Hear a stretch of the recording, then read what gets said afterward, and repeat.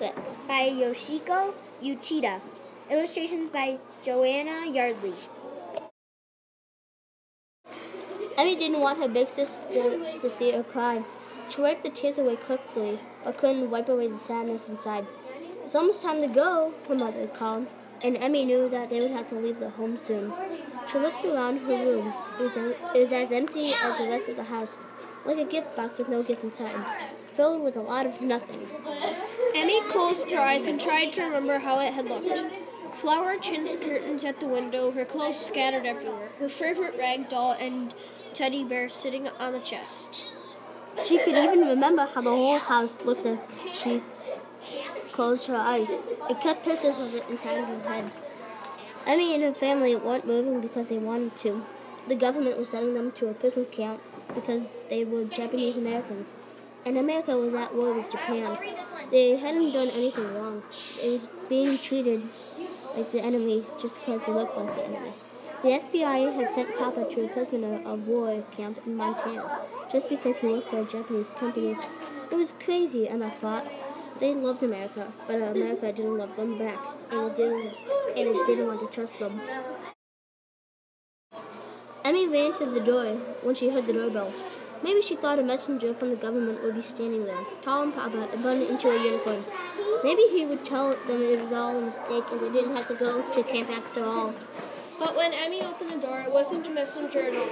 It was a breastfed Lori Madison, who was in the second grade with her. She hadn't come to walk to school with Emmy, and she hadn't come to ask her to go roller skating. She hadn't come to show her a new dress or ask her to go to the store with her either. She came with a gift, as though she'd come for a birthday party, but she wasn't wearing her good party dress, and she just looked like just as sad as Emmy felt. "Here," she said, thrusting a gift at Emmy. "Here, it's a bracelet. It's for you to take to camp." Amen. Lori helped Emmy put it on the bracelet. It was a thin gold chain with a heart dangling on it, and Emmy loved it the minute she saw it. "I'll never take it off," Emmy promised, "not even when I take a shower." Lori gave Emmy a hug. "Well, goodbye then," she said. "Come back soon." "I will," Emmy answered. But she really didn't know if she'd ever come back to Berkeley. Maybe she would never see Lori again. She watched as Lori walked down the block, turning and waving, and walking backwards until she got to the corner. Emmy couldn't bear to watch anymore, so she slammed the door shut. When the doorbell rang again, it was their neighbor, Mrs. Simpson. She'd come to take them to the center where all the Japanese Americans were to report.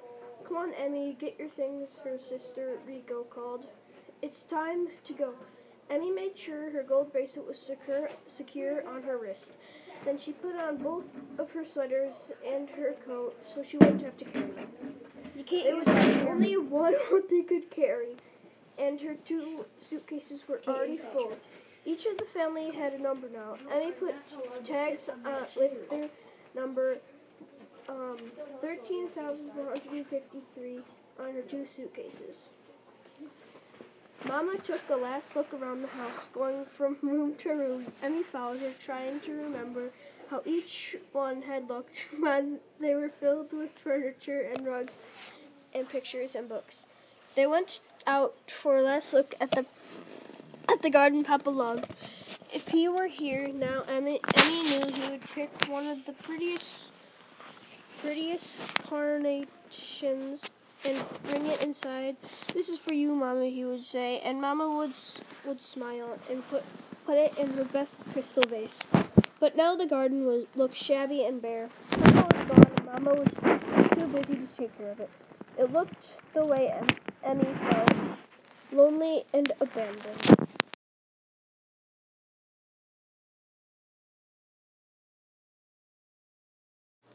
When they got to the center, Emmy saw hundreds of Japanese Americans everywhere. Grandmas and grandpas and mothers and fathers and children and babies. Everyone was clutching bundles and suitcases tagged with family numbers. Some people were crying, but mostly just sat quietly. Emmy's stomach was jumping up and down, and she wondered if everybody was as scared as she was. She touched the small gold heart on her bracelet and tried to feel brave. When she saw the soldiers carrying the guns Baynard standing at every doorway. She was so scared her knees began to wobble. Will they shoot if anybody tries to run away? She asked her sister. But Rico just shrugged. I don't know, she said solemnly. Maybe. Soon it was time for everybody to board the buses, line up at the tube. They would take them to 10 foreign racetracks, which the army had turned into a prison camp. As the bus started down the streets, she knew so well, Emmy kept her eyes on the window. They passed the Cato grocery store, where Mama used to buy bean curds and pickled radishes. The windows were boarded up now, but Emmy saw a sign still hanging on the door. It said, "We are loyal Americans." I am too, Emmy thought. We all are. But the army did not seem to think so. Yay! The bus sped down to the water's edge and crossed the Bay Bridge, looking silvery in the sun. Goodbye, Bridge, Emma whispered. Goodbye, San Francisco Bay. Goodbye, seagulls. Emmy glanced at her sister sitting next to her and could tell she was trying hard not to cry. Stupid army, Rico was muttering. Stupid war. And then they were at the Transform racetrack. There was a barbed wire fence all around it and guard towers at each corner. Army guards swung open the gates and let the buses in and then closed them so no one could get out. They were locked in. We were sent to Barrack 16, apartment number 40, and Papa's friend, Mr. Nemo, helped them look for them. It wasn't among the massive army barracks built around the racetrack or the infield. In fact, it wasn't an infield at all. It was a long stable where the horses had lived, and each stall had a number on it. Well, here it is, Mr. Noma said as he came to a stall marked #40. This is your apartment. Emmy and Rico peered inside. Gosh, Mommy, it's filthy. No matter what anybody called it, it was just dark and dirty. Horse stall that smelled of horses and linoleum laid over the dirt was littered with wood shavings, nails, dust, and dead bugs. There was nothing in the stall except 3 folded army coats laying on the floor. Mama tried to cheer them up. I'll have Mrs. Simpson send us materials for curtains, she said. It will look better when we fix it up. Emmy could tell Mama felt just as bad as she did, and no one could think of anything more to say. Mr. Naoma went to get some mattresses for them. I better hurry before they're all gone, he said. He rushed off because he didn't want to see Amy's mother cry, because she didn't cry.